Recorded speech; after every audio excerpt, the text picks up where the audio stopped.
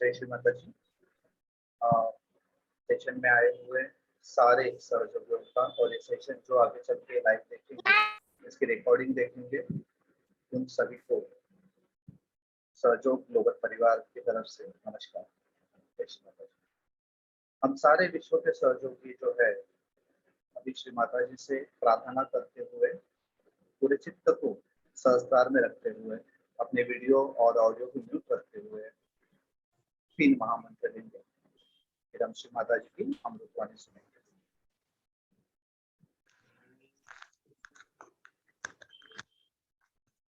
त्वमेव साक्षात् श्री महालक्ष्मी महासरस्वती महाकाली त्रिगुणात्मिका कुंडलिनी साक्षात् श्री आदि शक्ति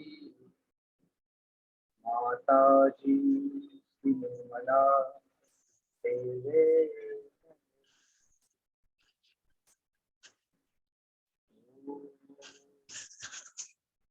त्वमेव साक्षात् श्री कल्की साक्षात् श्री आदि शक्ति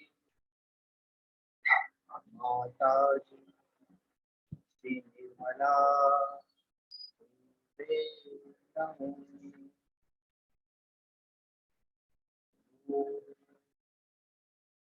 त्वमेव साक्षात् कल्की साक्षात् सहस्रार स्वामी मोक्ष प्रदायिनी माताजी श्री निर्मला देवी नमो। सभी अपने चित्त को सहस्त्रार पे रखेंगे, कैमरा ऑफ, और हम श्री माता जी की यहाँ पर अमृतवाणी सुनेंगे।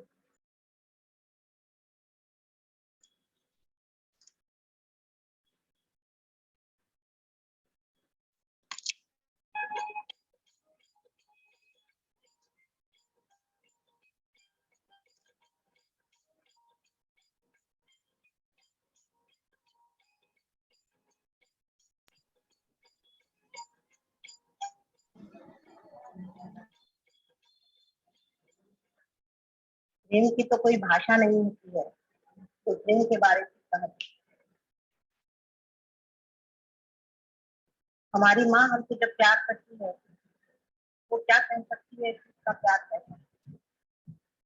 ऐसे ही परमेश्वर ने जब हमें प्यार किया, जब उससे सारी अब उनके पास भी कोई शब्द नहीं होता है। मनुष्य ही जब अपने निमित्त को, अपने इंस्ट्रूमेंट को पूरा कर लेता है, तभी भाषा का अवलंबन होकर हम लोग प्रभु की कुछ स्तुति करते हैं। आज के लिए कोई विशेष विषय या सब्जेक्ट इन लोगों ने मुझे बताया नहीं, क्योंकि 3 दिनों में पूरी बात कहनी थी। आज उत्पत्ति पे कुछ कहूँ। मेरा जो कुछ कहना है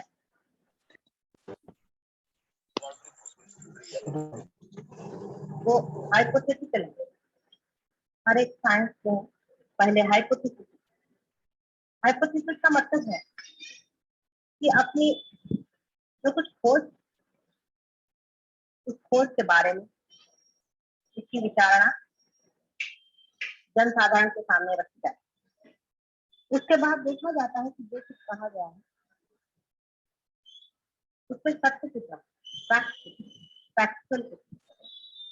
जिस दिन वो चीज सिद्ध हो जाती है उसी दिन उसे लोग साइंस के फायदे या लॉस है।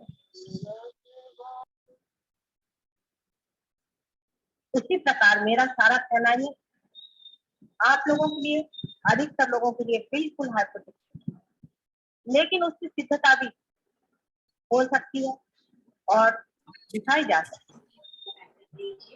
इसके अलावा आदिकाल से अनेक भ्रष्टों ने को देखा है, जिसे जाना है और किताबों में लिख रखा है, ये भी उनकी पुष्टि हो सकती है। तो जो कुछ भी लिख दिया किसी को पढ़ने से या किसी को किंतु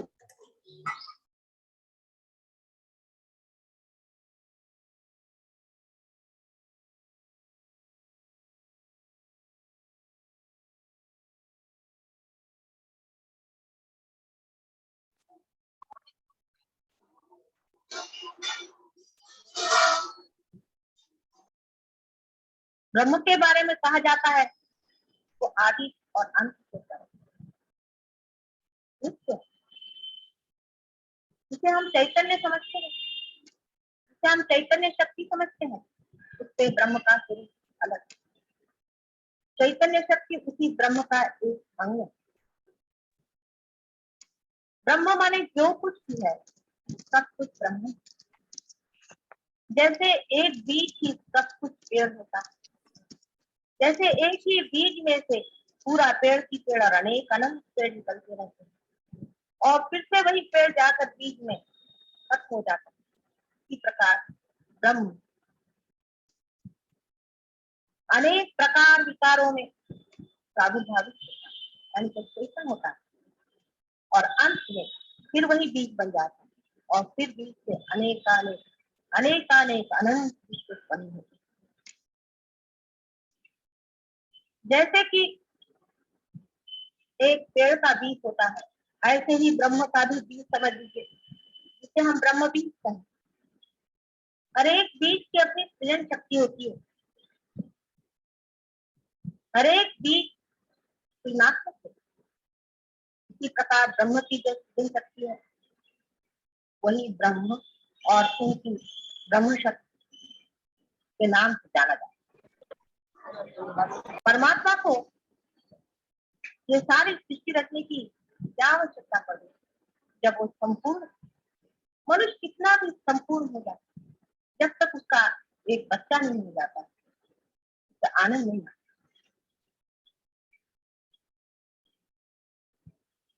उसको ऐसा लगता है मैंने जो कुछ भी कमाया तो किससे नहीं।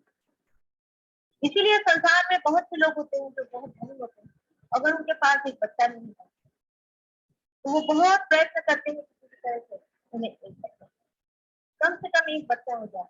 ये जो कुछ उनके पास है वो किसी को दे सके, किसी को रिवील कर सके। इसी प्रकार परमात्मा को जब प्रेम हुआ, उनके हृदय में जब प्रेम स्पंदित हुआ, उसी वक्त उनके अंदर से बहने वाली उनकी शक्तियां संचित होकर के आद्य शक्ति या ब्रह्म शक्ति स्थापित हो। अब बीच में बचा हुआ जो कुछ भी है वही ईश्वर और परमात्मा। इसके लिए साइंस वाले उससे बार बार ये कहते हैं कि हम ईश्वर को नहीं मानते। आप ईश्वर को न माने, लेकिन अपने हृदय को अगर मानते हैं, इस हृदय में जो स्पंदित है वो क्या, इस हृदय में जो स्पंदित है वही जो परमात्मा है, वही आत्मा स्वरूप हमारे अंदर हृदय में स्पंदित है और हर समय हमारा साक्षी, हमारे हर एक कार्य का वो साक्षी और हर एक चीज वो देखता है। वही आत्मा है, उसी को लोग स्पिरिट कहते हैं, स्पिरिचुअल कहते हैं, उसी को लोग सोल, जीवात्मा, जब वो जीव धारणा करता है तो जीवात्मा आदि शब्दों से जानते हैं। ये जो अपने हृदय में बसा हुआ एक साक्षी स्वरूप परमात्मा है, उसकी शक्ति जो शुरुआत में आद्या शक्ति,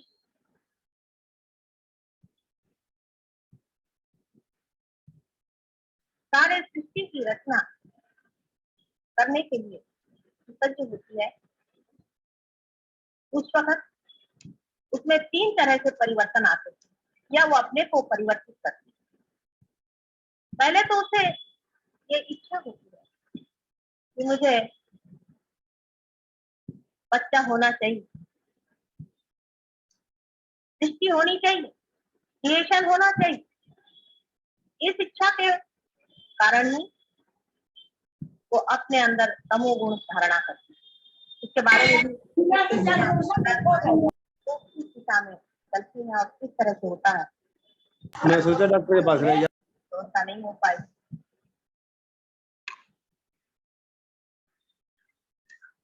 पहले जो इच्छा की जाती है, इच्छा करना आवश्यक, उसी से तमोगुण का वलय तैयार।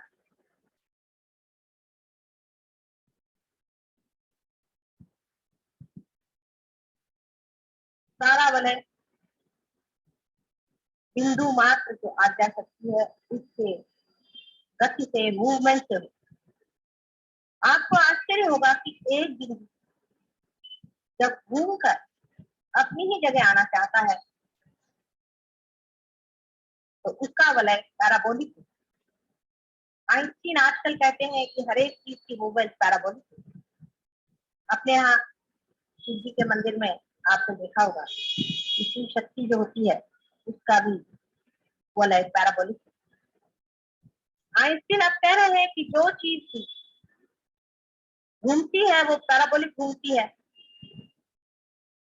उसी हिसाब से ये भी कहना चाहिए कि जो प्यार है वो भी पैराबोलिक घूमता है और द्वेष भी पैराबोलिक घूमता है, माने जहां से जाता है वहीं लौट करके वापस घूमकर आ जाता है। गति को पैराबोलिक है। इसी प्रकार से पहले वलय के आकार को हम कह सकते हैं इसमें तमोगुण की रचना संसार में। जैसे एक पंखे में 3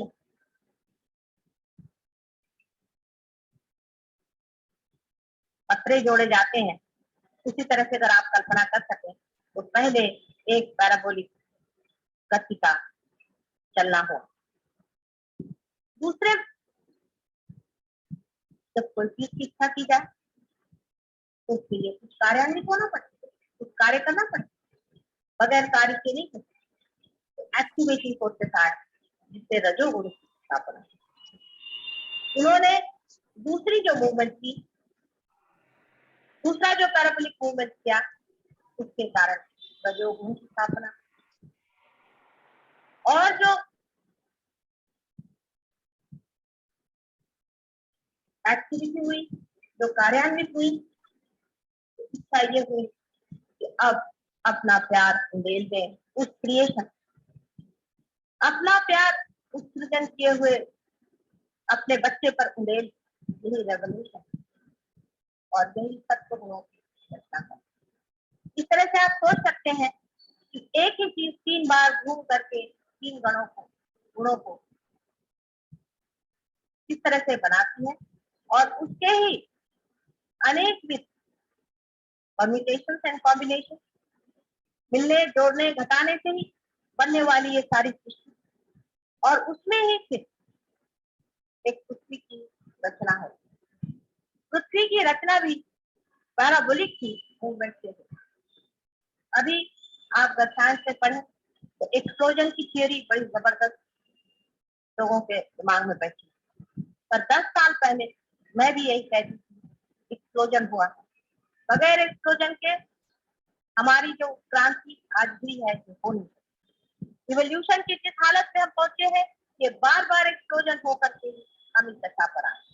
लेकिन आज वही बात लोग कहने लगे हैं कि कोई ना कोई ऐसा एक संघ मान इकट्ठा हुआ था जो एकदम से टूट पड़ा और उसके अंदर से सारी सूर्यमंडल आदि अनेक मंडल। आज साइंस वाले इसी बात को कह रहे हैं उसी प्रकार जब पृथ्वी बनने के बाद दूसरा एक एक्सप्लोजन हुआ जहाँ जीवन तथा मनुष्य का। पहले तो आप जानते हैं सबसे पहले छोटे छोटे एक एक सेल के प्राणी जीवधारी हुए। उसके बाद बढ़ते बढ़ते मनुष्य की दशा में हम लोग आए। उस क्रांति के बारे में विशद पूर्वक बताने की जरूरत नहीं, लेकिन वहां पर भी अगर आप सोचें, अगर आप विचार करें, हुआ नाम का एक बड़ा भारी बायोलॉजिस्ट है, उसने लिखा हुआ है कि मनुष्य जब जड़ से बना है तो आश्चर्य होता है कि इतने थोड़े समय में मनुष्य कैसा करता है। इसमें कोई चांस नहीं, यूं ही नहीं बन जाता, लेकिन कोई ना कोई इसके पीछे में हाथ, कोई ना कोई कार्य इसे कर रहा, कोई ना कोई इस सृजन को गति दे रहा था, संभाल रहा था और उसका नेतृत्व कर रहा। आखिर ये शक्ति ऐसी न होती तो अभी तक मनुष्य तो छोड़ो पर कुछ अमीभावी संसार में नहीं आ सकते, जैसे कि लॉ ऑफ चांस साइंस से माना गया। जो बायोलॉजिस्ट परमात्मा की बात तो करते नहीं है, लेकिन हाँ ये जरूर उन्होंने कहा कि ऐसी कोई व्यक्ति तो हम समझ नहीं पाते, लेकिन ये जो शक्ति है ये जरूर ऐसी कोई ना कोई शक्ति है जिसने ये सृष्टि की रचना की। इतना भी उनका कहना बहुत। आज जब मनुष्य खराब हो गया और सृष्टि की ओर उसने नजर, वो अपने को भी जानवर से अलग पाते। हम लोग ये सोच नहीं पाते कि हम जानवर से किससे अलग, हम ये समझ ही नहीं पाते हैं कि हम में और उनमें महद अंतर है। और जब हम ये भी सोचते हैं कि हम उन्हीं से इवॉल्व हैं तो आश्चर्य होता है कि हम इनसे इवॉल्व कैसे हो।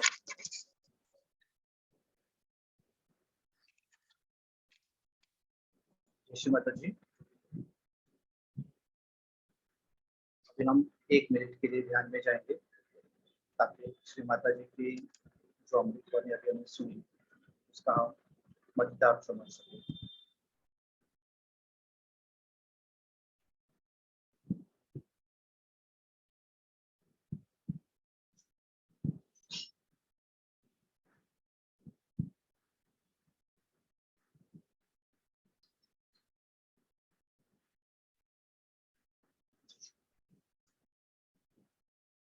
आज श्री माता जी की जो अमृतवाणी लिखी थी वो 1973 की थी, 7 दिसंबर 1973, द ओरिजिन ऑफ सहयोग।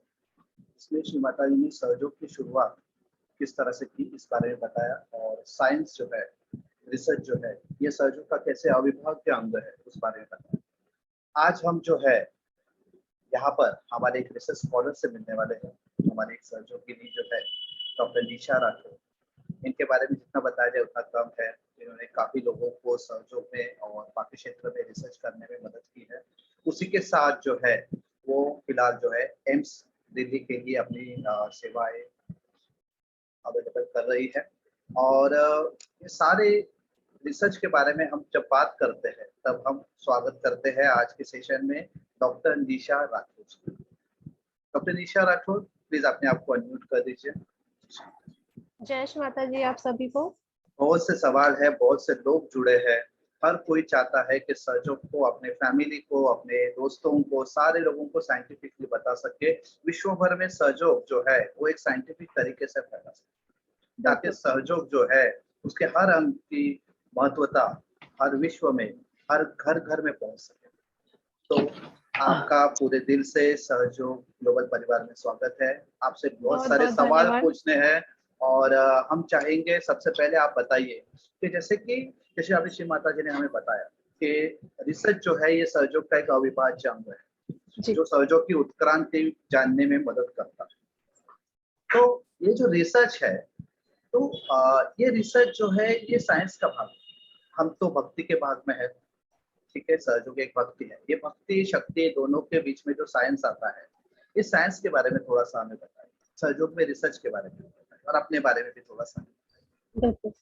देखिए, पहली बात तो ये है कि जैसे श्रीमाता जी अक्सर बहुत सारी टॉक्स में माँ ने बोला है कि जब आप किसी चीज को मानते हैं तो आपको अंधविश्वास करने की जरूरत नहीं है। तो सहज योग की विशेषता यही है कि आप इसको महसूस कर सकते हैं अपनी नाड़ियों पे, अपने नर्वस सिस्टम पे। इसके साथ साथ आप इसको साइंटिफिकली प्रूव भी कर सकते हैं, क्योंकि आजकल बहुत लोगों का टेक्निकल चीजें बहुत डिमांडिंग है, तो उनको हर चीज प्रूवन चाहिए होती है।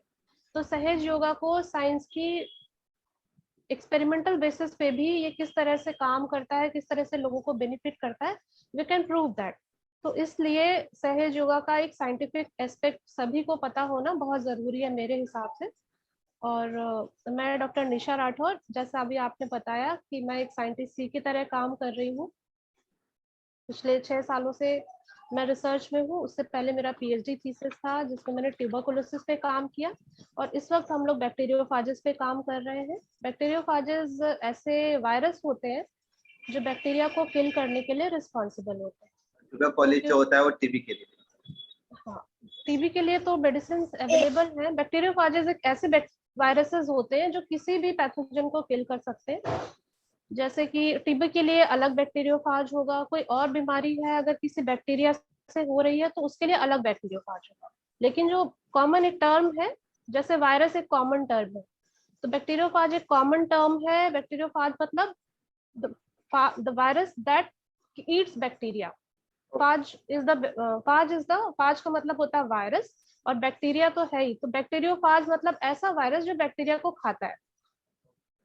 तो क्योंकि आजकल आप लोग उससे इम्यूनिटी वीक हो जाएगी। इम्यूनिटी वीक नहीं हो जाए, तो आप लोगों ने शायद आजकल ध्यान दिया हो कि एंटीबायोटिक्स का असर बहुत कम होता जा रहा है। कम होता जा रहा है, ज्यादा सही बात है। एंटीबायोटिक्स लेनी पड़ती है या ज्यादा लंबे समय के लिए एंटीबायोटिक्स लेनी पड़ती है। और जब भी हर कोई दवाई के साथ लेनी पड़ती है। हाँ, जब भी कोई इन्फेक्शन होता है तो बहुत एक्सट्रीम कंडीशन में तो एंटीबायोटिक्स अवेलेबल भी नहीं है उसके लिए। तो ऐसी कंडीशन को ओवरकम करने के लिए हम ऐसे बैक्टीरियोफाज ले रहे हैं जो कि एंटीबायोटिक्स की जगह उनको दे सके। वो नेचुरल होते हैं, बैक्टीरियोफाजेस एनवायरनमेंट में प्रेजेंट होते हैं और नेचुरल होते हैं, तो आप उनको यूज करें एंटीबायोटिक की जगह। तो अभी इस पे ये रिसर्च मोड में ही चल रहा है इंडिया में, अप्लाइड वर्जन नहीं है। आगे देखिए, माँ की इच्छा है तो अप्लाइड में भी आएगा। तो इसमें जो है आप कुछ साइंटिफिकली जो है ये रिसर्च जो होता है एक कॉम्प्लिकेटेड टर्म है, हर Yes. कोई जो है रिसर्च नहीं कर सकता, इसलिए सर्जों में बहुत कम रिसर्चेस हुए हैं इतने सारे हाँ जी। चीजों के बाद। तो बिल्कुल। कुछ उसके स्टेप्स बताइए, उसकी स्ट्रेटेजी बताइए, कैसे शुरुआत करनी चाहिए। शुरुआत के लिए अभी तो एक प्रेजेंटेशन है, आप कहिए तो मैं शुरू करती हूँ या ब्रीफ कर देती हूँ मैं। मतलब आपके पास एक आइडिया होना चाहिए कि आप किस पे काम करना चाहते हो। उसके बाद बहुत सारे स्टेप्स हैं, मैं डिटेल में डिस्कस करूंगी अभी। तो हम सारे सवाल जो है वो आखिर में लेंगे, अभी हम ठीक जो है पूरे इस पे फोकस करेंगे। तो अगर आप आपको होस्ट चाहें के तो मैं राइट को होस्ट के राइट से आप शेयर करें। Okay, thank you.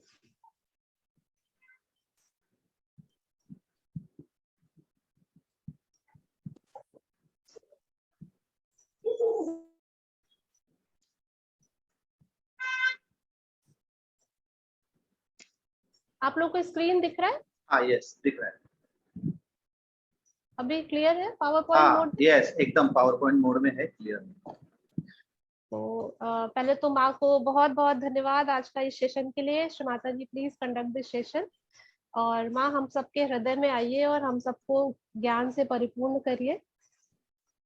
तो जैसे कि अभी भैया ने बताया कि सहज योगा पे बहुत सारा काम हुआ है, उससे पहले हम जान लेते हैं रिसर्च क्या होता है। बेसिकली रिसर्च एक सिस्टमैटिक अप्रोच है। जब भी आप किसी भी चीज के लिए सिस्टमैटिकली अप्रोच करते हो, उसके बारे में इंफॉर्मेशन कलेक्ट करते हो और एक कंक्लूसिव डेटा इकट्ठा करते हो, तो वो रिसर्च आ जाता है, उसको हम रिसर्च कहते हैं। और रिसर्च करना क्यों जरूरी है?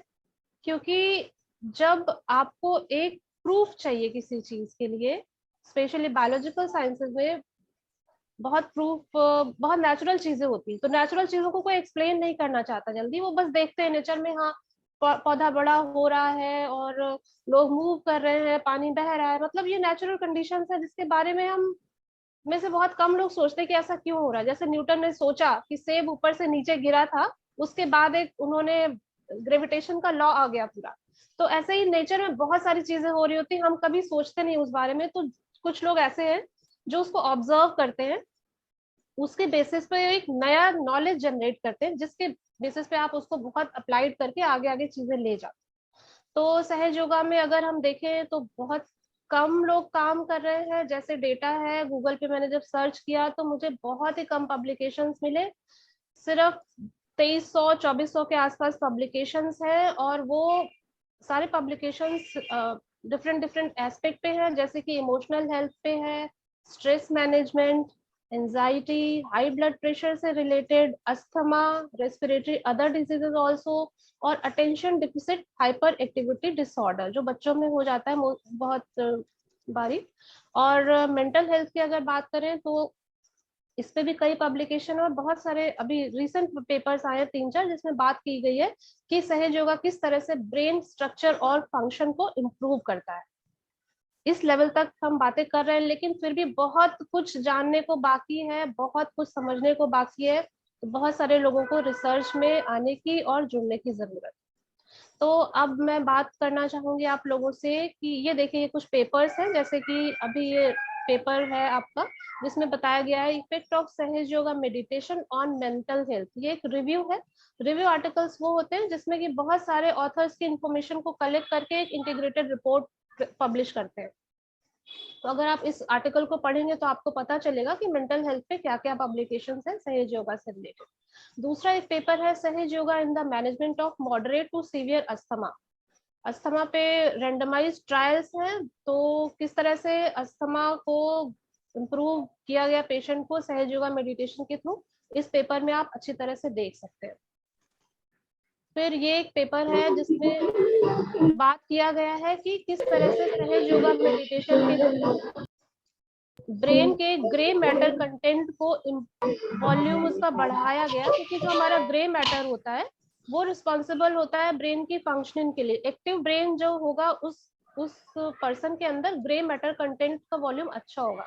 तो जब हम मेडिटेशन करते हैं लॉन्ग टर्म पे तो हमारे ब्रेन में ग्रे मैटर का वॉल्यूम इंक्रीज होता है। इसी तरह से एक और पब्लिकेशन है शॉर्ट टर्म सहज yoga meditation in training module that affects the structure and spontaneous activity of the brain। तो ये कुछ पब्लिकेशंस हैं जो ये बताते हैं कि काम अच्छा हो रहा है बहुत, लेकिन बहुत और चीजें करने की हमें जरूरत है। तो अब मैं आप लोगों के साथ शेयर करना चाहती हूँ कि आप किस तरह से रिसर्च कर सकते हैं, क्योंकि हमें से अब बहुत सारे लोग चाहते तो हैं कि हम रिसर्च करें, उनके पास बहुत आइडियाज भी होते हैं, लेकिन उनको एक डायरेक्शन नहीं पता होता कि किस तरह से क्या करना है उनको। तो मैं एक ब्रीफ आपका लेके आई हूँ। इसमें सबसे पहली बात तो ये है कि आपके पास एक प्रपोजल होना चाहिए कि आप अपना रिसर्च किस तरह से करेंगे। प्रपोजल जब आप बनाते हैं तो आप इंडिपेंडेंटली बहुत बार आप रिसर्च नहीं कर पाते, आपको एक टीम चाहिए होती, एक बंदे से रिसर्च नहीं होती, यू नीड टीम।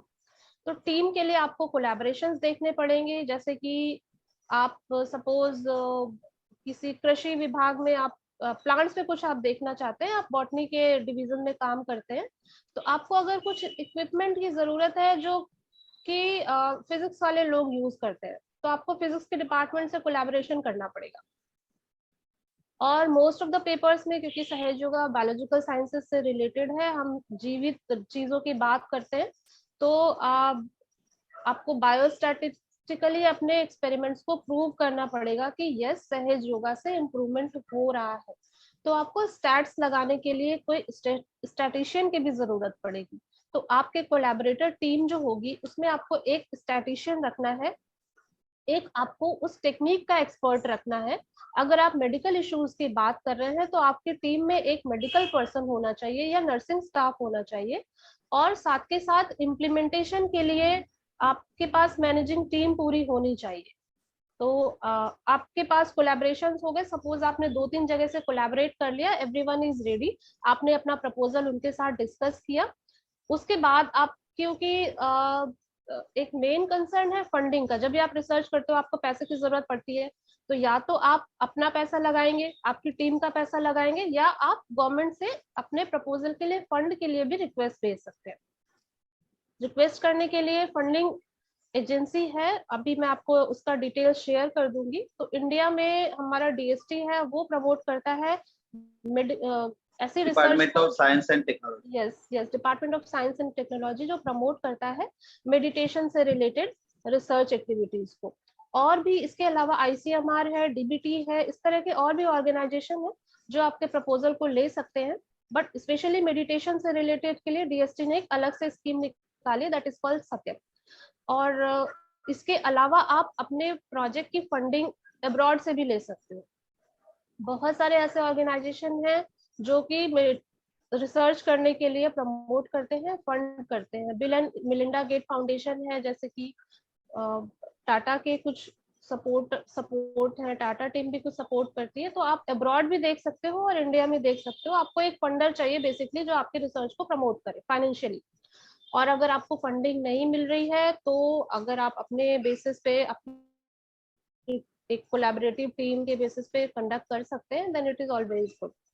आपके पास एक बार फंडिंग आ जाती है, आपका प्रोजेक्ट रेडी हो जाता है, तो अगला जो स्टेप है वो आपको अपने प्रोजेक्ट को इथिकल अप्रूवल के लिए किसी इंस्टीट्यूशनल बॉडी से इसको अप्रूव कराना पड़ता है। ये बहुत मेजर और चैलेंजिंग स्टेप है, क्योंकि जब भी हम ऐसे प्राइवेट लेवल पे बात करते हैं, अगर आप किसी इंस्टीट्यूट में एज अ फैकल्टी हो, प्रोफेसर हो, साइंटिस्ट हो, तो आपको उस इंस्टीट्यूट से आपको अप्रूवल मिल जाएगा, क्योंकि हर एक इंस्टीट्यूट की एक इंस्टीट्यूशनल बॉडी होती है इथिकल अप्रूवल की, उनकी एक कमेटी होती है, तो वहां से उनको अप्रूवल मिल जाता है। लेकिन अगर कोई कमेटी नहीं है, सपोज आप कहीं पर्सनल लेवल पे कुछ काम करते हो, आपका बिजनेस है या कुछ और काम है आपका, आप किसी ऑर्गेनाइजेशन से जुड़े हुए नहीं हो, तो उस केस में आपको इथिकल अप्रूवल के लिए पर्सनल लेवल पे जब आप जाते हो तो आपको थोड़ा पे करना पड़ता है। Otherwise it is good idea कि आप किसी कोलैबोरेटर को अपने में जोड़ो जो कहीं पे एज अ प्रोफेसर या असिस्टेंट प्रोफेसर की तरह काम कर रहा हो, तो वो आपका प्रपोजल वहां पे अपने इंस्टीट्यूशनल कमेटी से अप्रूव करा सकते हैं। Once your project is ready, आपको फंड मिल गया, अप्रूवल मिल गया, उसके बाद आपको प्रोजेक्ट अपना इम्प्लीमेंट करना होगा। इम्प्लीमेंटेशन में जो एक चीज है, आप अपना फंड के बेसिस पे आप अपना स्टाफ हायर कर सकते हो, जितने भी लोगों की जरूरत हो आपको, और एक सिस्टमैटिक अप्रोच जो आपने अपने प्रपोजल में कमिट की होगी, उस तरह से आप प्रोजेक्ट इम्प्लीमेंट करेंगे। इम्प्लीमेंटेशन के पास जब आपका डेटा आ जाएगा, तो आप उसको एनालाइज करके अपना कंक्लूजन, आपका एक कंक्लूसिव स्टेटमेंट आपके पास रेडी होगा। तो अब ये कॉमन सीरीज ऑफ एक्टिविटीज है जो आपको किसी रिसर्च करने के लिए जरूरत पड़ती है। तो इन एक्टिविटीज में जो सबसे पहला पार्ट है, दैट इज प्रपोजल या स्टडी डिजाइन। आप क्या करेंगे, कैसे करेंगे, है ना। तो ये फंडिंग है जो आपको बता रही थी, साइंस डीएसटी का ये एक वेबसाइट का पेज है, ये science and technology of yoga and meditation. आप इस पे जाके देख सकते हैं। इसमें टाइम टू स्क्रीनशॉट निकाल लीजिए हर चीज का चाहिए तो आप। हाँ, इसमें आपको टाइम टू टाइम कॉल आती है प्रपोजल की, तो आप उसके अगेंस्ट अपना प्रपोजल सबमिट कर सकते हो। और हर एक प्रपोजल जो भी कॉल इस तरह की आती है, उनका एक स्टैंडर्ड फॉर्मेट होता है, आपको उसके अगेंस्ट अपना प्रपोजल डिजाइन करना होता है। तो नेक्स्ट अब मैं बता रही हूँ आपको कि किस तरह से हम प्रपोजल डिजाइन करते हैं, how to make the proposal. तो पहली चीज आपके दिमाग में एक क्लियर कॉन्सेप्ट होना चाहिए कि आपको करना क्या है। You need to ask one question, then the second is review literature search, the next is objective, next is experiments, how you will conduct the study, data collection, analysis and the conclusion. तो first thing is ask the question. जब आप question अपना एक question लेके चलते हो, उसी के आसपास में आपका टाइटल डिसाइड हो जाता है। जैसे कि हमारा एक पब्लिकेशन है, हमारा कोलैबोरेटिव पब्लिकेशन है, जिसमें हम लोगों ने सहयोगा के ऊपर थोड़ा सा काम किया। ये एक पेपर है। तो अगर आप इसको देखें तो इसमें इसका जो टाइटल है, the title is a study to evaluate the effect of Sahaj yoga meditation on general health, emotional wellness and behaviour pattern of college students. तो ये टाइटल हमने इसलिए लिया क्योंकि हमारे दिमाग में एक क्वेश्चन जनरेट हुआ कि सहज योगा क्या इमोशनल हेल्थ पे, जनरल हेल्थ पे और स्टूडेंट्स के बिहेवियर में कोई पॉजिटिव चेंज लाता है। इस क्वेश्चन के साथ हमने इस टाइटल को डिजाइन किया। Once you have design your title, तो उसके बाद आपको करना होता है लिटरेचर सर्च। लिटरेचर सर्च का मतलब रिव्यू ऑफ लिटरेचर। रिव्यू मतलब कि जो पहले काम हुआ है आप उसको देख रहे हो, जो जिन लोगों ने पहले काम किया है। तो अब अगर हमारा टाइटल ये है, हमने ये सोचा कि हमें ये करना है, तो अगर आप इसमें ध्यान से देखेंगे 3 पार्ट है स्टडी का। एक है जनरल हेल्थ, एक है इमोशनल वेलनेस और बिहेवियर पैटर्न, 3 सेगमेंट है इसके। तो अब अगर इसी टॉपिक पे आप काम करना चाहें तो आप जब सर्च करेंगे तो आपको जनरल हेल्थ के बारे में देखना होगा, इमोशनल वेलनेस के बारे में देखना होगा, बिहेवियर पैटर्न के बारे में देखना होगा कि, और सहज योगा ऑब्वियसली एडिशनल उसमें इंक्लूड है कि सहज योगा में कितनी ऐसी स्टडीज हुई हैं जिन लोगों ने इस टॉपिक पे काम किया है। इसके साथ में आपको ये भी देखना होगा कि बियॉन्ड सहज योगा कितनी ऐसी स्टडीज हुई हैं जिन लोगों ने इस टॉपिक पे काम किया है। ये मेडिकल पेपर रिलेटेड भी हो सकता है, आयुर्वेदिक कोई मेडिसिन दे के लोगों ने इस पे काम किया हो सकता है, एलोपैथी पे हो सकता है, होम्योपैथी पे हो सकता है, या सहज योगा के अलावा किसी और तरह के मेडिटेशन के थ्रू हो सकता है। तो आपको मेडिटेशन से रिलेटेड पेपर भी देखने हैं, साथ में जनरल मेडिसिन वाले पेपर भी देखने हैं। तो उसके बेसिस पे आपको एक आइडिया हो जाएगा, हो सकता है इस टॉपिक पे 10-20 लोगों ने काम किया हो।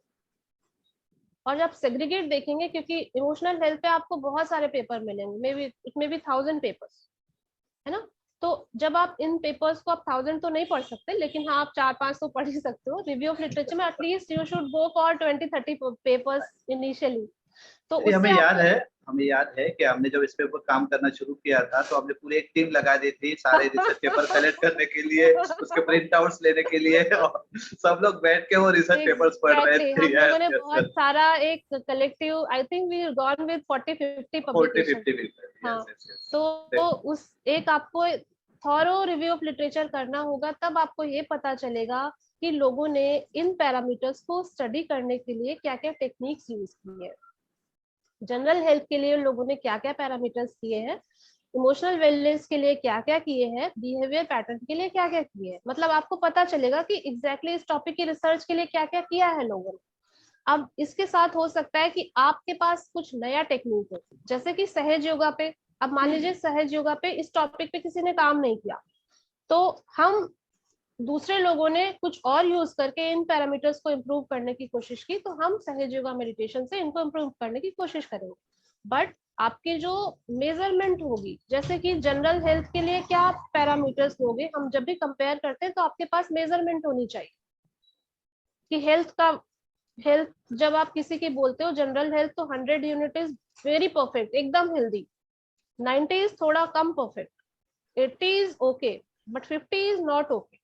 एक उसका कट ऑफ होगा कि कब आप उसको बीमार डिफाइन करोगे, कब हेल्दी डिफाइन करोगे। तो आपके पास पैरामीटर्स होने चाहिए जो भी चीज आप स्टडी करना चाहते हो। तो इस टॉपिक को लेके जब हम लोगों ने सर्च किया, जैसे कि ये एक होम पेज है गूगल स्कॉलर का, गूगल स्कॉलर पे मोस्ट ऑफ द आर्टिकल्स आपको मिल जाते हैं। जैसे मैंने सहज योगा टॉपिक डाला तो मुझे 2230 आर्टिकल्स मिले, जिसमें से आप देख सकते हो जब मैंने इसमें एक कीवर्ड और यूज किया सहज योगा हेल्थ, तो उसमें मुझे सहज योगा प्लस हेल्थ से रिलेटेड जो रिसर्च हुई थी वो मुझे उसके पब्लिकेशंस मिले, जो थे 1670।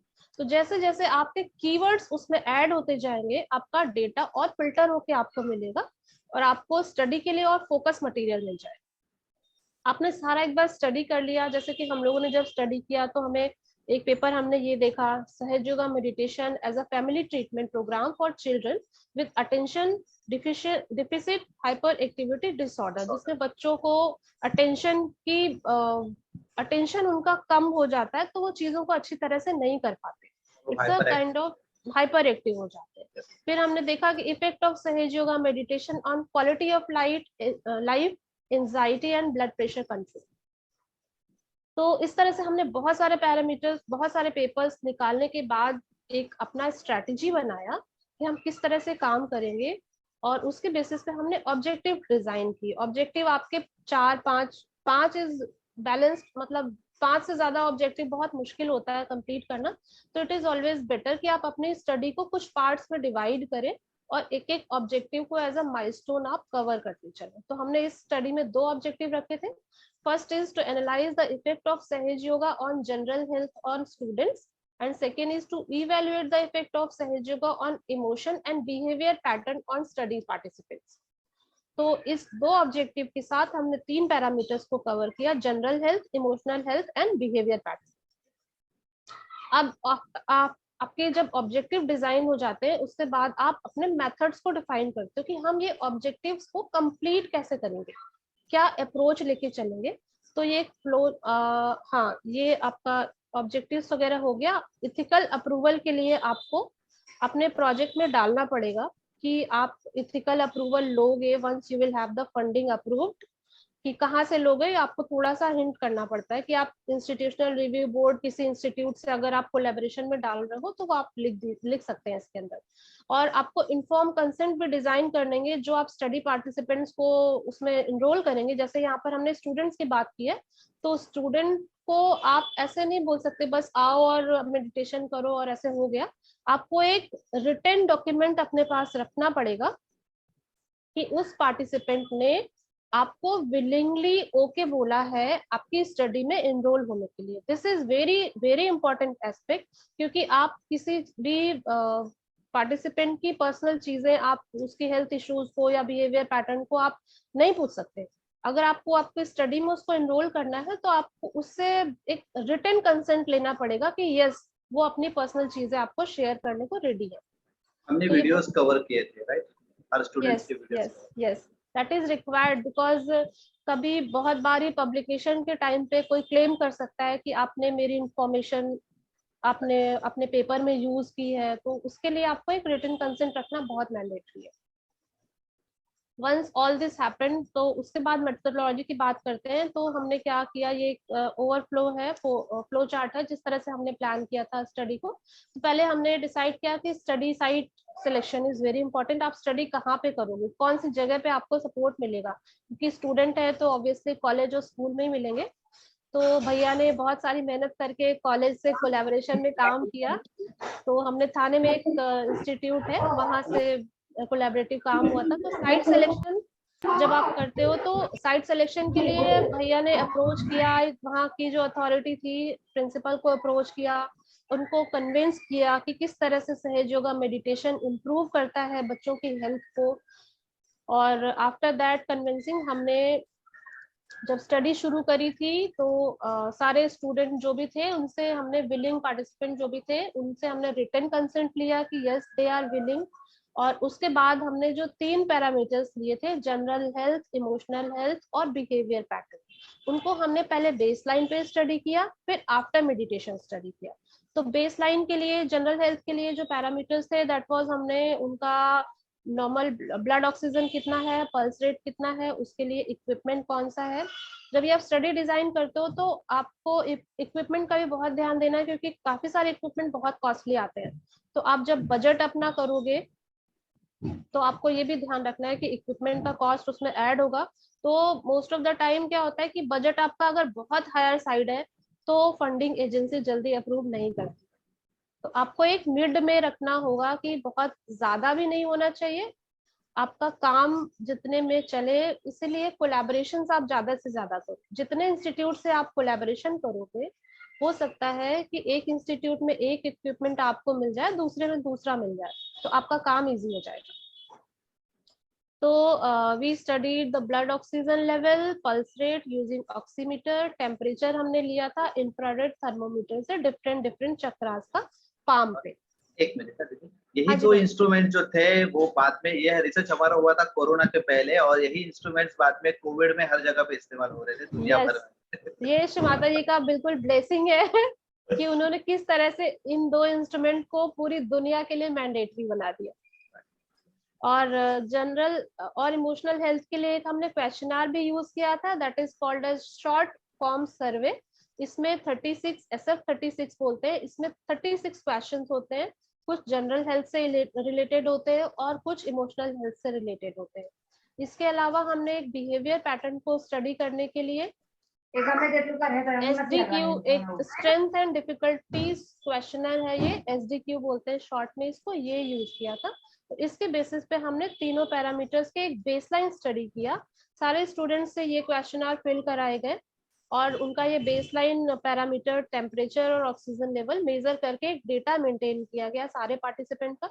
इसमें एक चीज मैं आपको और बताना चाहूंगी कि आपके जो स्टडी पार्टिसिपेंट होते हैं, आपको वो जो नंबर आप कैलकुलेट करते हो कि 50, 100, 200, वो स्टैटिस्टिकली कैलकुलेट होता है, रैंडम आप नहीं डिसाइड कर सकते। आपके ऑब्जेक्टिव के अकॉर्डिंग वो स्टैटिस्टिकली कैलकुलेट होगा कि कितने पैरामीटर्स आपने लिए हैं तो आपको कितने पार्टिसिपेंट की जरूरत है। सपोज आपको 100 पार्टिसिपेंट चाहिए तो you just try to enroll 200 participants, क्योंकि लास्ट मोमेंट जब आता है, जैसे जैसे आपकी स्टडी होती है, बहुत सारे पार्टिसिपेंट बीच में छोड़ के चले जाते हैं। ये कॉलेज ड्रॉप आउट की तरह है। कॉलेज ऑफ थॉट की तरह, एग्जैक्टली। तो फिर आपके पास वो कंक्लूसिव डेटा आने में मुश्किल होगी। तो इट इज ऑलवेज बेटर कि आपने जो कमिट किया है उससे आप थोड़ा सा एटलीस्ट 1.5 फोल्ड आप ले लो। 100 कमिट है तो 150 आप लेके चलो आराम से, फिर लास्ट में आपके पास 100 तो रह जाएंगे। तो इन पैरामीटर्स के साथ हम लोगों ने अपनी स्टडी को कंडक्ट किया। तो उनको एक हफ्ते में बच्चों को 2 बार मेडिटेशन कराया गया 1-1 घंटे के लिए, और साथ में उनको कन्विंस किया गया कि 15 मिनट्स एटलीस्ट वो घर पे मेडिटेशन करें। तो मेडिटेशन के लिए जो एक्टिविटीज थी उसमें बॉडी सिस्टम जनरल जो बैलेंसिंग हम लोग कराते हैं, और 5 एलिमेंट को यूज करके air, water, fire, earth and ether balancing करवाया गया उनको। साथ में इंस्ट्रूमेंटेशन, म्यूजिकल थेरेपी जो होती है वो दी गई, और क्वेश्चन आंसर के सेशन चले उनके मेडिटेशन के प्रैक्टिस से रिलेटेड जनरल जो उनकी अवेयरनेस थी उस बेसिस पे। भैया आपने इसको इन पर्सन खुद कराया, आप इसमें कुछ ऐड Yes. करना चाहेंगे? हमने जो है शुरुआत की थी, तो सबसे पहले हमने जो है इंस्ट्रूमेंट से शुरुआत की थी, एक एक चक्र के ऊपर, और जैसे उसकी क्वालिटीज होती है, जैसे कि मूलाधार की क्वालिटी है इनोसेंस, तो हम चेक करते थे कि बिफोर और आफ्टर मूलाधार में इनोसेंस कितना बढ़ा। क्रिएटिविटी जो है उसको हम चेक करते, तो हम देखते थे कि बिफोर क्रिएटिविटी स्वादिष्टान चक्र पे ध्यान करने की जगह पे जब पहले होता था तो एक आध चित्र हम डॉटेड देते थे और चित्र देखते थे कि किस तरह से वो चित्र निकल रहा है, और आफ्टर रियलाइजेशन, आफ्टर उस चक्र पे ध्यान करने के बाद तुरंत जो है उस क्रिएटिविटी में कितना फर्क आया, उनके फॉरगिवनेस लेवल पे, उनके सारे इमोशनल लेवल पे कितना फर्क आया, ये सारा हम चेक करते थे। लोग कहते थे कि ये तुरंत नहीं हो पाएगा, ये इसके लिए समय लगता है, तो श्री माता जी ने इसके लिए जवाब दिया था तत्क्षण। हाँ, ठीक है, तत्क्षण, यस, एग्जैक्टली। तो इस तरह से ऑन साइट भैया ने और उनकी टीम ने बहुत सारे हार्डवर्क के साथ बहुत सारा डेटा मेंटेन किया, क्योंकि हर एक स्टूडेंट का data maintenance is very difficult task, और एक एक एक्सेल शीट बना के it was a really huge data. Once we got the data, तो बिफोर मेडिटेशन और आफ्टर मेडिटेशन हम लोगों ने उसको कंपेयर किया स्टैटिस्टिकली, और उसके बाद हमने उसको एक फॉर्म में लेके आए पब्लिकेशन के लिए। तो डेटा एनालिसिस के बाद जब कंक्लूड किया तो हमने ये देखा कि यस, बिहेवियर में और उनके जनरल हेल्थ में, इमोशनल वेलनेस में फर्क आया था, और वो स्टैटिस्टिकली सिग्निफिकेंट था।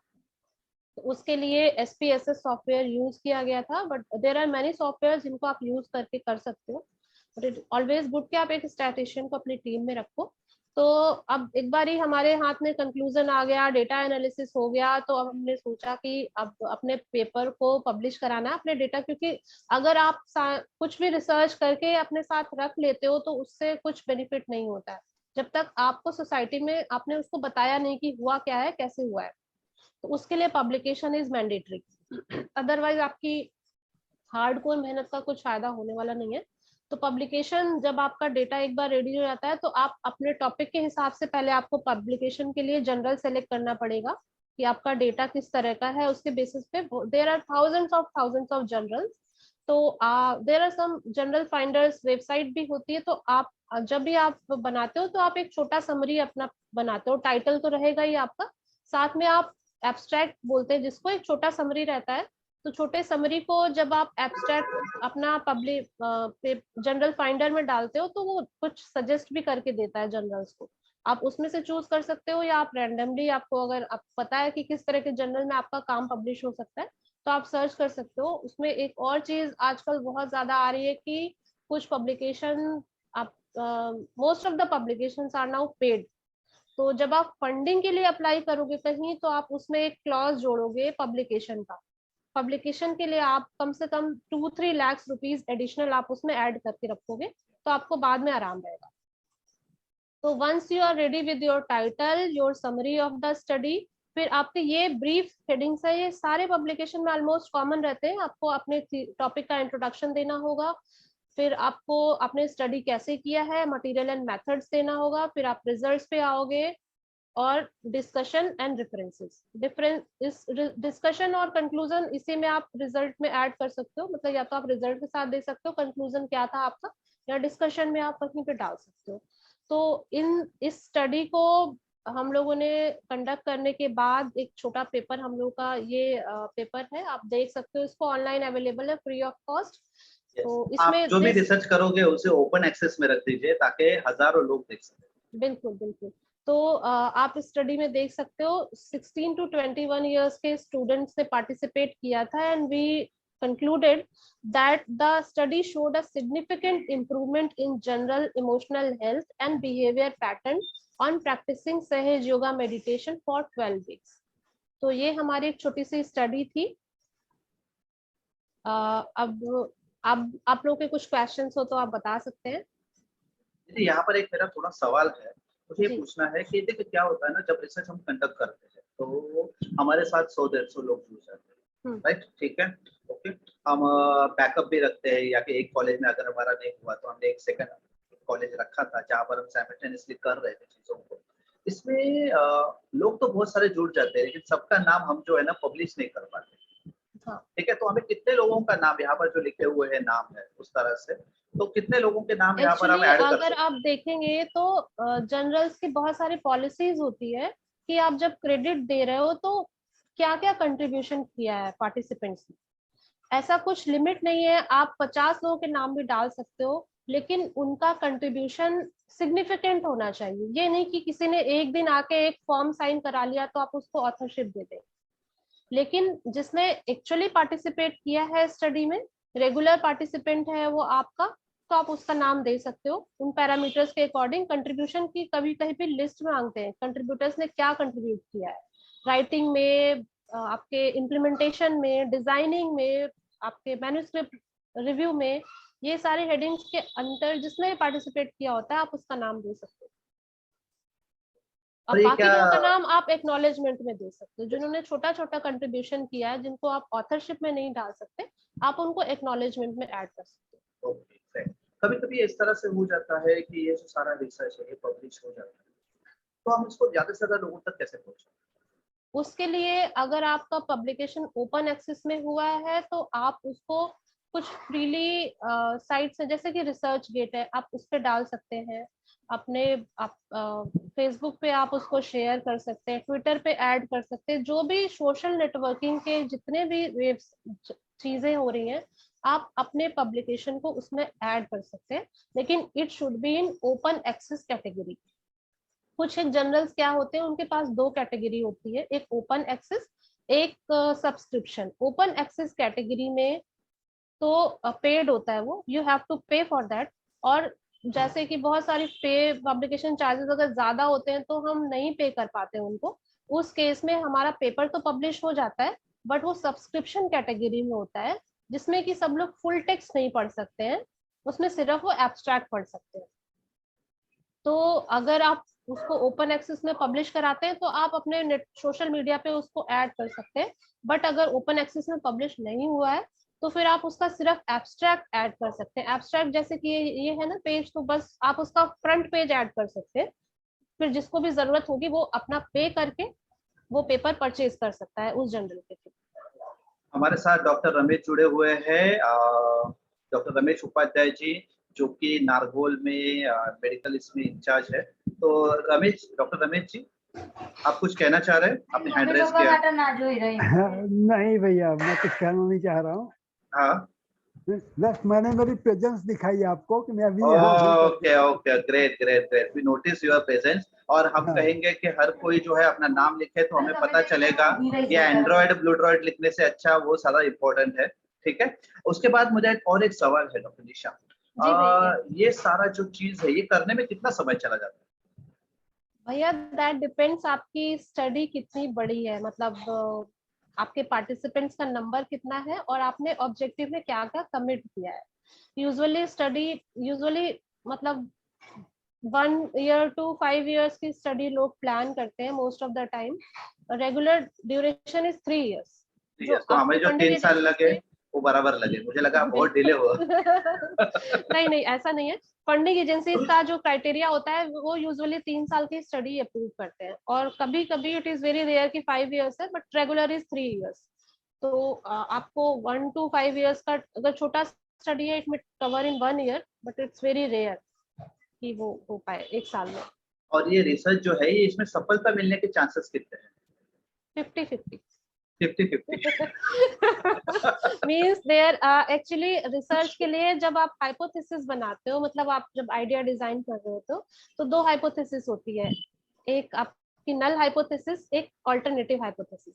नल हाइपोथेसिस का मतलब है कि जो चीज जैसी है, सपोज ब्लड प्रेशर है और कोई मेडिसिन एक्स है, जब आप मेडिसिन एक्स देते हो तो ब्लड प्रेशर पे कोई चेंज नहीं आए, that is null hypothesis. Alternative hypothesis is कि जब आप ब्लड प्रेशर की दवाई देंगे तो पेशेंट का बीपी इंप्रूव करेगा पॉजिटिव डायरेक्शन में। तो जब इसमें से नल हाइपोथेसिस या ऑल्टरनेटिव हाइपोथेसिस में से सिर्फ एक एक्सेप्ट होगी, तो जब आपकी नल हाइपोथेसिस रिजेक्ट होगी तो ऑल्टरनेटिव हाइपोथेसिस एक्सेप्ट होगी। तो चांसेस आर 50-50।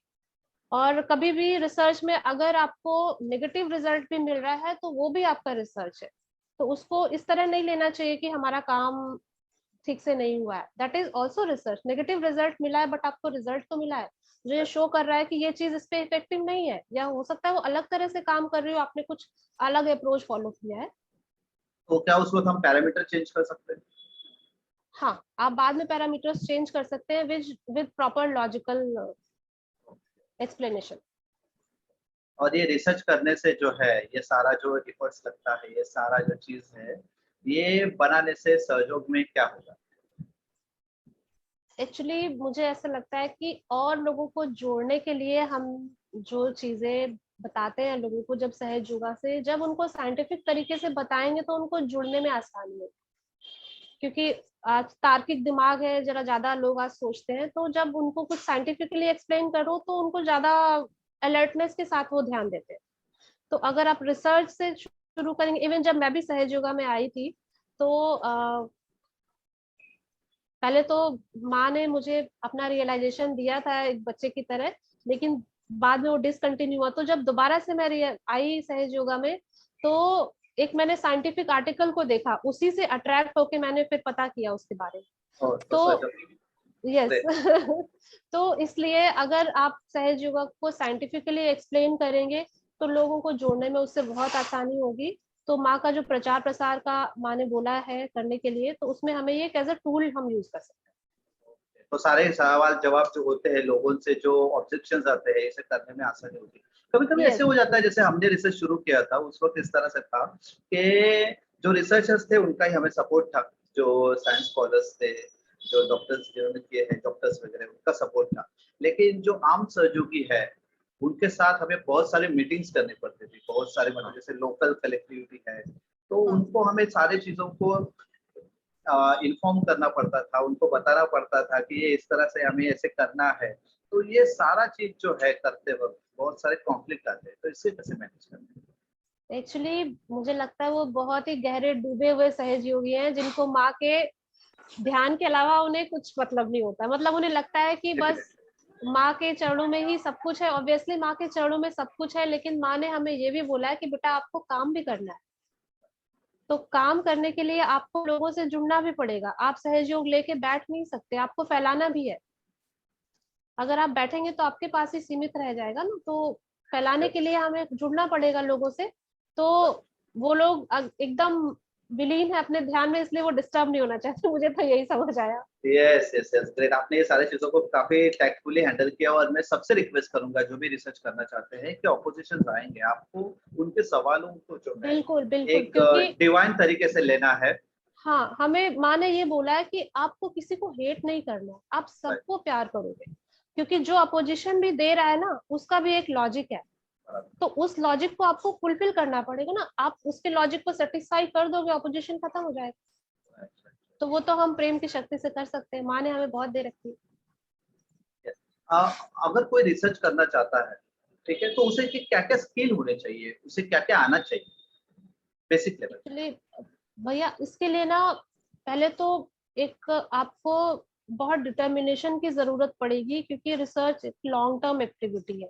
अगर कभी बहुत बार ऐसा होता है ना, जोश जोश में एक डिसीजन ले लिया कि मुझे ऐसे करना है, और उसके बाद आपको लगा कि जब चार हर्डल दिखे तो आपने छोड़ दिया। तो फर्स्ट इज डिटर्मिनेशन, और सेकंड इज मुझे लगता है साक्षी भाव होना बहुत जरूरी है, क्योंकि जब आप काम शुरू करते हो तो उसको अटैच नहीं होना। अगर आप अटैच हो जाओगे तो आप उसको एक्सपेरिमेंटल वे में नहीं ले पाओगे। कभी आपको साक्षी भाव रख के एक्सपेरिमेंट्स करने होंगे कि मैंने सहज योगा लोगों को बताया, उन्होंने इस तरह किया, अब इफेक्ट जो हो रहा है वो श्रीमाता जी देखेंगी। हमें उसमें अटैच नहीं होना। कि बहुत बार जैसे हम क्या करते हैं, जब कोई नया भाई बहन आता है सेंटर पे, तो हम उसे बहुत सारी बढ़ा चढ़ा के एकदम बताते हैं कि माँ ऐसा करती है, माँ वैसा करती है, माँ वैसा करती है, लेकिन उसके लिए माँ बोलती है कि आपका एक लेवल भी होएगा। तो तुरंत वो चीज नहीं होगी जब तक उस जो भी नया बंदा आया है तो उसके चक्रास की क्लियरिंग नहीं होगी, तब तक उसके ऊपर चीजें असर नहीं करेंगी। तो इसलिए आपको साक्षी भाव रखना पड़ेगा। हम चाहते हैं कि जो आज ही आया है एकदम से वो एक्सपर्ट बन जाए और एकदम वो माँ के चरणों में समर्पित हो जाए। उस समर्पण के लिए उसको उस लेवल तक पहुंचना पड़ेगा कि उसका अंदर से समर्पण आ जाए। वो एक दिन में समर्पित नहीं होगा, लेकिन हमारा यही भाव रहता है कि एक दिन में समर्पित हो जाए। तो उसी तरह से रिसर्च में भी है कि हमें लगता है जब हम एक्सपेरिमेंट करें तो हमारे रिजल्ट्स फटाफट से आ जाए। ऐसा नहीं होगा। और बहुत बार ऐसा होगा कि आप जो सोच रहे होगे उसके अपोजिट या कुछ इधर उधर के रिजल्ट्स आएंगे। बहुत बार होता है एक रिसर्च कर रहे होते हैं, उसमें कुछ दूसरी चीज आपको सामने दिख जाए, तो आपको उसके लिए भी अलर्ट रहना होता है कि ये भी एक चीज है, इसको भी एक्सपोज करके आप उसको और थोड़ा सा एनालाइज करके आप उसको भी देखो। साथ के साथ चार चीज के साथ आपको पांचवी चीज मिल सकती है। तो ये कुछ चीजें हैं कि आपको अलर्ट रहना है अनवांटेड रिजल्ट्स के लिए, साक्षी भाव में आपने काम करना है, और थोड़ा सा पेशेंस रखना है, क्योंकि रिजल्ट तुरंत नहीं आते हैं। आपको हर स्टेप पे एक एक नया चैलेंज मिलेगा। Yes, और इसके साथ अगर मैं पूछूं कि आपको जो आपने अभी जो बताया सारी चीज, अगर हम एस्पिरेंट सर्जो की जो है, ठीक है, रिसर्च करना चाह रहे हैं, तो उनके लिए आप क्या बताएंगे? किस तरह से जो है उनको चीजों की शुरुआत करनी चाहिए, किस तरह से उनको करना चाहिए? आप पहले तो आप उस प्रॉब्लम पे ये देखो कि उसकी जरूरत कितनी है, और उसके ऊपर आप एक स्ट्रॉन्ग सर्वे करो, रिव्यू ऑफ लिटरेचर जैसे मैंने दिखाया। उसके बेसिस पे आपको क्लियरिटी आ जाएगी कि रिसर्च कैसे करना है। फिर आपको एक टीम की जरूरत होगी जो आप अपने नियर बाय जोन में देख सकते हो। अगर आपको कोई सहयोगी भाई बहन है उससे जुड़ना चाहे, या कुछ और साइंटिफिक कम्युनिटी से आप बिलोंग करते हो, तो उस तरह से आप टीम बना के फिर एक जो मैंने वर्कफ्लो बताया उस तरह से आप मूव कर सकते हो। और आप हम लोगों से भी जुड़ सकते हो, हम लोग आपको प्रॉपर पूरा सहयोग देने के लिए रेडी हैं। हमारे सारे सर्जो के जो है जिन्होंने रिसर्च किया हुआ है, वो उनके दरवाजे, उनके दिमाग के दरवाजे, उनके सपोर्ट के दरवाजे आपके लिए हमेशा खुले हैं, ठीक है। इसके आगे जो है आप दीदी अपना ईमेल एड्रेस और ये बता दीजिए। और बिल्कुल बिल्कुल। अपने अनुभव के आधार पे मैं एक चीज आपसे पूछना चाहूंगा कि आपके अनुभव के आधार पे आपने इतने सारे लोगों को मदद की, ये सारी चीजें की, तो रिसर्च को सुपर सक्सेसफुल बनाने का फॉर्मूला क्या है? मतलब क्या करना चाहिए जिससे रिसर्च जो है वो बेहतरीन बन सके, बेहतरीन हम तरीके से हम रिसर्च कर सके? बस आपको हमेशा ये याद रखना है कि मदर इज द डूअर। कर्ता भाव को आपको पूरी तरह से समाप्त करना होगा, तभी रिसर्च हो सकती है, क्योंकि माँ ही करती है, माँ ही उसको पब्लिश कराती है। यस, तो श्री माता जी इज आपका द जब doer and Shri Mata ji yes, is the enjoyer. She is the enjoyer, ये लाइन आपको हमेशा याद रखनी। तो माँ ही करेंगी, माँ ही देखेंगी, तो आप एंजॉय करो बस। Yes yes yes, 100%। और हमने ये चीज जो है हर वक्त हम सेशन के वक्त जो है लोगों को बताते रहते थे, जब हम सहयोगा का रिसर्च कंडक्ट करते थे, Shri Mata ji is the doer and Shri Mata ji is the enjoyer. Yes तो ये जो सारा क्यूरियोसिटी जो था लोगों का कि आज क्या हुआ, आज क्या हुआ, आज क्या हमने क्या ढूंढा, आज हमने क्या किया, तो ये एक्साइटमेंट लेवल जो है ये बैलेंस हो जाता है और सारी कर्ता कर्विता श्री माता जी है। एक आखिरी सवाल मुझे आपसे पूछना है। बहुत सारे समय में ऐसे होता है कि लोग जो है हमारे सहयोगी भाई बहन जो है ये सहयोगा का रिसर्च कर लेते हैं, ठीक है, फिर बीच में आके उनको याद आता है अरे इसका प्रोसेस क्या है। तो आज आपने जो इसको पूरी तरह से बताया कि इसका प्रोसेस क्या है, जिससे उनका होने वाला नुकसान, और हमें जो फोन आते हैं बार बार, ठीक है, तो वो उनके जवाब उनको मिल जाएंगे इस सेशन से। लेकिन ये जो सारा प्रोसेस आपने बताया, अगर समझ लीजिए किसी ने कुछ शुरुआत की है, ठीक है, जैसे कि कुछ लोग जो है अगर वीकेंड में या कहीं पे जाके जो है ठीक है, एक रिसर्च कर रहे हैं कंडक्ट। ओके, तो उस रिसर्च पे उन्होंने शुरुआत तो कर दी, तो अभी उनको क्या करना चाहिए? बीच में है हाँ, वो हाँ, अगर, तो हाँ। उनको क्या किस तरह से वापस रीअलाइनमेंट करनी चाहिए? उसमें अगर आपको लग रहा है आपके कुछ पॉइंट्स मिस हो गए हैं तो आप उनको ऐड ऑन कर सकते हो। बीच में ऐसा कुछ मैंडेटरी नहीं है कि आप नहीं कर सकते, आप बीच में बहुत चेंजेस ला सकते हो। अपने प्रोटोकॉल में आप चेंज कर सकते हो। अगर आपने कहीं से फंड लिया है तो आपको बस उस फंडिंग एजेंसी को एक कम्युनिकेट करना होगा कि आप ये चेंजेस इस वजह से कर रहे हो, you need a justified reason, that's it.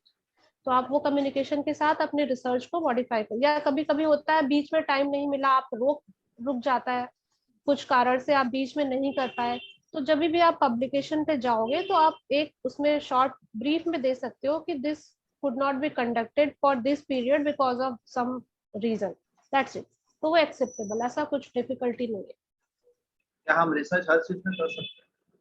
बिल्कुल हर चीज, बिल्कुल जैसे बिल्कुल। इन्वायरमेंट और अपने घर में जो चीजें हैं इन्वायरमेंट, उसके बारे एकदम में भी, आप हर एकदम चीज में एकदम खाना बनाने पे भी रिसर्च कर रिसर्च सकते हो। कर जो सकते हमारी हाउस वाइफ्स हैं, जो हैं। हमारा फूड का इतना डेवलपमेंट है इंडिया में, स्पेशली इंडिया को फूड के लिए जाना जाता है, तो ये भी धीरे धीरे रिसर्च से आया है कि फूड का फ्लेवर कैसे इंक्रीज करें, टेक्सचर कैसे इंक्रीज करें। वाह, ग्रेट ग्रेट तो ग्रेट। किसी कोई सवाल है, किसी कोई सवाल है तो पूछिए, हाथ रेज कीजिए।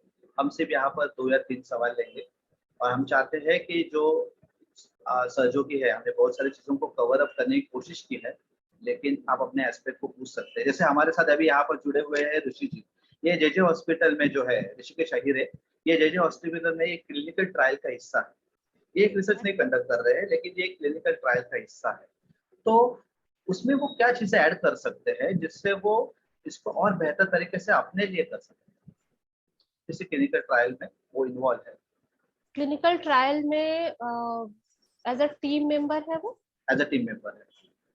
हाँ, तो एज अ टीम मेंबर अगर आप क्लिनिकल ट्रायल में हैं, काम कर रहे हैं, तो आप मुझे लगता है कि आप उस क्लिनिकल ट्रायल के बारे में मैक्सिमम इंफॉर्मेशन अपने पास रखिए।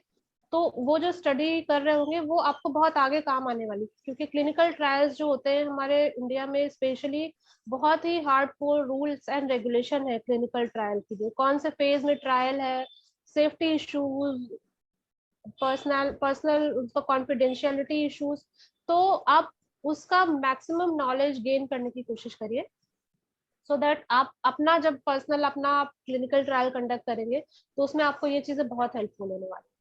तो आई डेफिनेटली। होप तो कि ऋषिकेश जी, आपका हाँ, अपना ट्रायल चलेगा किसी दिन। यस यस सर, हम सर्जो पे भी क्लिनिकल ट्रायल करेंगे। अभी सारे जो ट्रायल चल रहे हैं, इसमें से बहुत से ट्रायल क्लिनिकल ट्रायल में बहुत ही कम है, तो हाँ, हम तो डेफिनेटली इसके उसकी एक ऊपर जरूरत है। डेफिनेटली काम करेंगे। अभी हमारे एक दोस्त है, तो वो जो है कि वो बारिश से रिलेटेड जो है रिसर्च कर रहे हैं।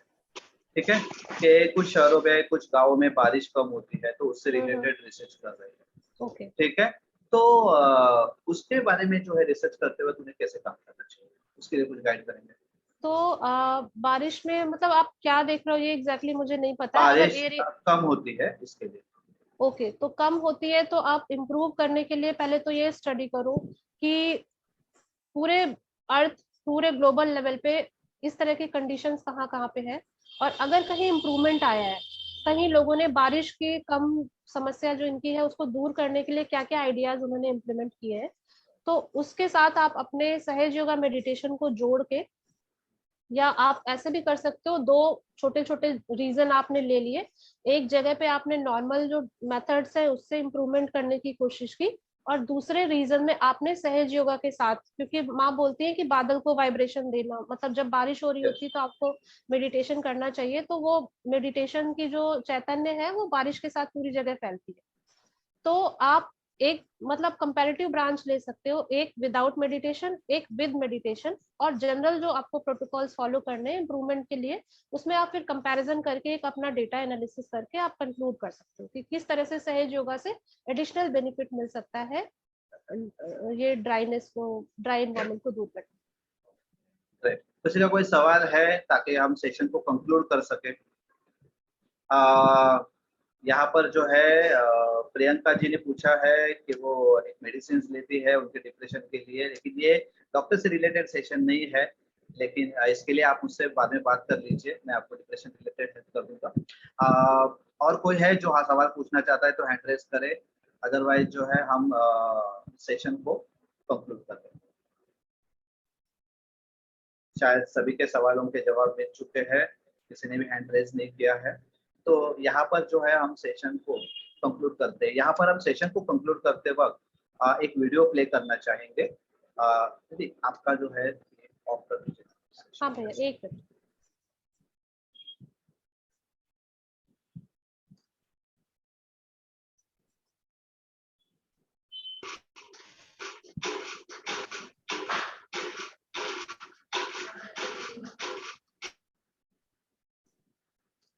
यहाँ पर जो है हम एक छोटा सा वीडियो प्ले करेंगे ताकि हम आपको बता सके कि किस तरह से जो है रिसर्च और ये सारी चीजें जो है चल रही है, अभी तक हो चुकी है, ताकि आपको साइंटिफिक रिसर्च सर्जों का जो है तो देखने में मदद मिले।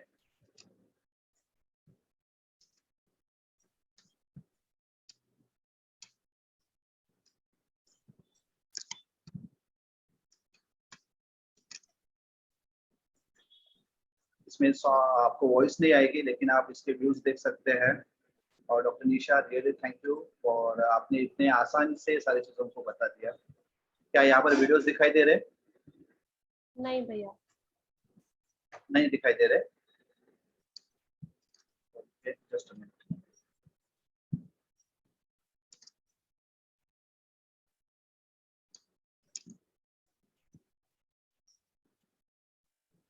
अभी दिखाई दे रहे? हाँ, अभी कुछ स्क्रीन शेयर, हाँ अभी आ गया।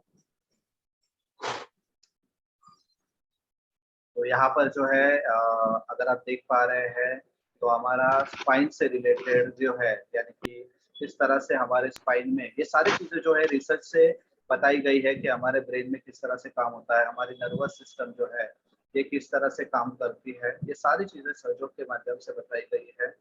ठीक है, कि हमारे नर्वस सिस्टम में जो स्पाइनल कॉर्ड होता है ये किस तरह से उसके ऑर्गन जो है जुड़े हुए हैं, हमारी इवोल्यूशन प्रोसेस कैसे है, और ये सारा जो है इसको आप साइंटिफिकली लोगों को बता सकते हैं कि हमारे ब्रेन में जो है किस तरह से डेवलपमेंट होती गई, और ये जो हमारा सहस्त्रार है ये किस तरह से इस ब्रेन को मैनेज करता है, उसके फंक्शंस को जो है, उसके कार्डियल वो नर्व्स जो है उसको किस तरह से मैनेज करता है, ये सारी चीजों को तो आप देखेंगे। ये पूरा जो स्पाइन है हमारा, जिससे आपको सुनना चढ़ती है और ईडा पिंगला उसके साइड में जुड़े जाती है, तो किस तरह से स्पाइनल का ग्रोथ किस तरह से होता है जब आप ध्यान के लिए बैठते हैं।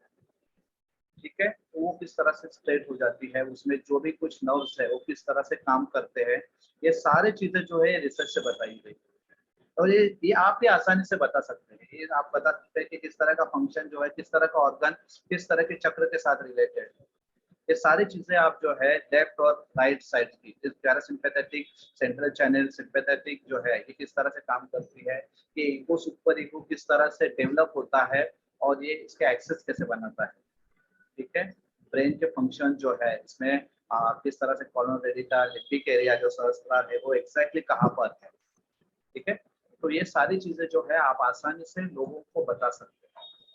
ये जो है ये सारा चीज जो है ये मेडिकली और आप अपनी तरफ से जो सर्चो जो है उसको फैला सकते हैं।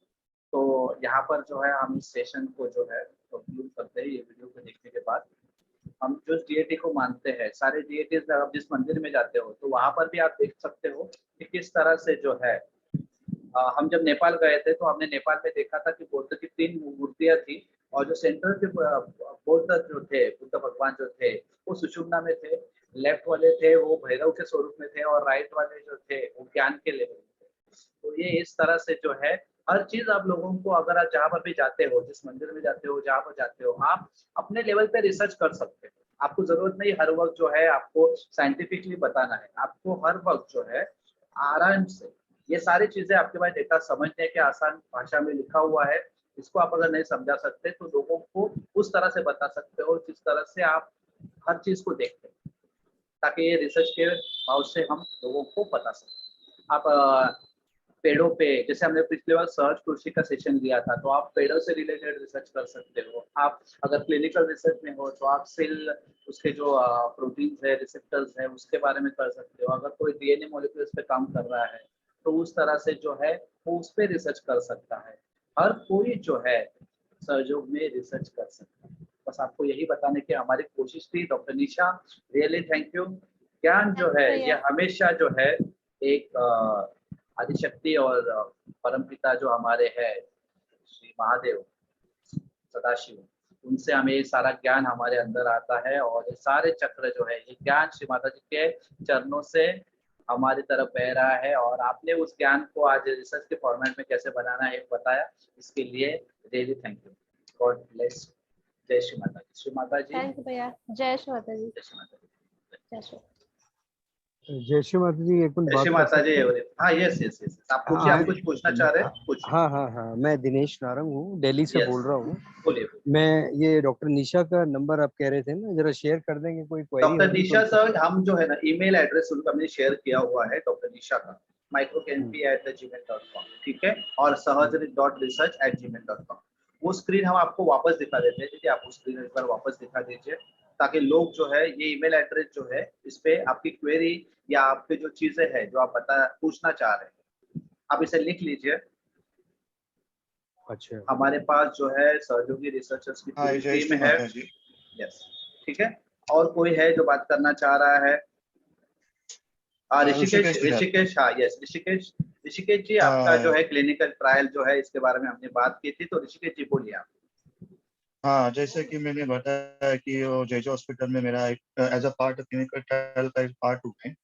सो मेरा अभी एमएससी केमिस्ट्री क्वालिफिकेशन है, तो मेरा भी एक इंटरेस्ट है कि आगे जाके की रिसर्च करना किसके ऊपर। कैसे आपने बताया कि रिसर्च करने के लिए भी एक आइडिया चाहिए, आपको किसके Yes. ऊपर रिसर्च करना है, Yes, क्या yes. करने का है। सो मैं एज अ जेजे हॉस्पिटल में क्लिनिकल ट्रायल पार्ट टू, जैसे फेज 1 और फेज 3 में क्लिनिकल ट्रायल क्या है, डायबिटीज के ऊपर भी है। हमारा जो अभी जो कोरोना के ऊपर वैक्सीन आया है, कोवैक्सीन है, भारत बायोटेक का कोवैक्सीन है, बहुत सारे कोर्बेवैक्स। सो आगे जाके रिसर्च इन सर्जो का एज अ क्लिनिकल ट्रायल भी कर सकते हैं। बिल्कुल कर सकते हैं, लेकिन आप क्योंकि आपने मास्टर्स किया, आपके पास वहाँ पे क्या पोजीशन है? आप जेजे हॉस्पिटल में क्या? मेरा as a position clinical research coordinator. हाँ, तो आपकी जो टीम होगी, आप अपने बॉस के साथ डिस्कस कर सकते हैं। Means you need a mentor for that, क्योंकि अभी हर आपका रिसर्च जो में, आदिति, हर रिसर्च में मेंटर्स होना जरूरी एक है, ये मेंटर बात होना ध्यान में मैंडेटरी रखें। है। यस, मैंडेटरी है। जैसे तो आप, हमारे दीदी जो है हमारी मेंटर थी हमारे पूरे तो सेशन में। आपको एक मेंटर चाहिए होगा जो आपकी, क्योंकि क्लिनिकल ट्रायल के लिए आपका क्लिनिकल ट्रायल रजिस्टर होना चाहिए आईसीएमआर के साथ ना। तो आपको उस रजिस्ट्रेशन के लिए एक ऐसा पर्सन चाहिए होगा जो परमानेंट पोजीशन पे किसी भी ऑर्गेनाइजेशन में काम कर रहा हो। उसके साथ आप अपना क्लिनिकल ट्रायल रजिस्टर करके इम्प्लीमेंट कर सकते हो। At least you can design some clinical trial और सबमिट कर सकते हो आप। रजिस्ट्रेशन के बाद you can join that trial also. मतलब आपको एक मेंटर ढूंढना पड़ेगा जिसके साथ आप एक स्टडी प्लान कर सकते हो। Basic you required this only. ऐसे नहीं होता है कि हम ही गुरु है तो हम ही शुरू करेंगे, तो ये ऐसा नहीं होता है। आपको मेंटर की जरूरत पड़ती है रिसर्च में, और इसका पूरा ख्याल रखिए। ओके, ठीक है, तो यहाँ पर हम सेशन को कंक्लूड करते हैं। थैंक यू डॉक्टर निशा, आपने इतने आसानी से हमें सारी चीजें बताई और हमें रिसर्च के बारे में गाइडेंस किया पूरी तरह से। हम सारे सहयोगी कोशिश करेंगे कि एक बेहतर रिसर्च कर सके, और श्री माता जी के चरणों में लंबे समय तक जो है इस रिसर्च को हम कंटिन्यू कर सके। एक आखिरी सवाल मुझे पूछना था, जो हम रिसर्च करते हैं उसकी वैलिडिटी कितने साल तक रहती है? ऐसा कुछ वैलिडिटी नहीं है भैया। Once you publish your research that is forever. और इसीलिए कुछ भी मतलब डॉक्यूमेंटेशन ये आपका हिस्ट्री बन जाता है। जब आपका कुछ भी रिसर्च पब्लिश हो जाता है ना, तो जब तक ये वर्ल्ड में रिसर्च रहेगा तब तक आपके पेपर्स को लोग कोट करेंगे। यस, तो जब तक रहेगी दुनिया तब तक आपका Yes, सहयोग yes. जो है लोगों को याद दिलाता रहेगा। कुछ बिल्कुल, ऐसा इसलिए करिए जिंदगी में कि जिससे डॉक्यूमेंटेशन बहुत मैंडेटरी है। आपने बहुत सारा काम किया और डॉक्यूमेंटेशन नहीं किया तो वो तो एक जनरेशन के बाद खत्म हो जाएगा। खत्म हो जाए। तो अगर आप चाहते हैं कि आपका सहयोग जो है, आप जो सहयोग को जानते हैं, आपका ज्ञान लंबे समय तक जल्द से लोगों तक पहुंचे, तो इसके लिए जो है आपको सहयोग में रिसर्च करना अब से मैंडेटरी है। Okay, God bless you. Really, I'm really joyfully enjoyed this session. God bless you all. Thank you, Dr. Nisha. यहाँ पर थैंक यू भैया, जय श्री माता जी। जय जय श्री श्री माता जी सभी। थैंक यू श्रीमाता जी, आपने हमें जो है इस बेहतरीन सेशन से नवाजा। Everybody, thanks. God bless you.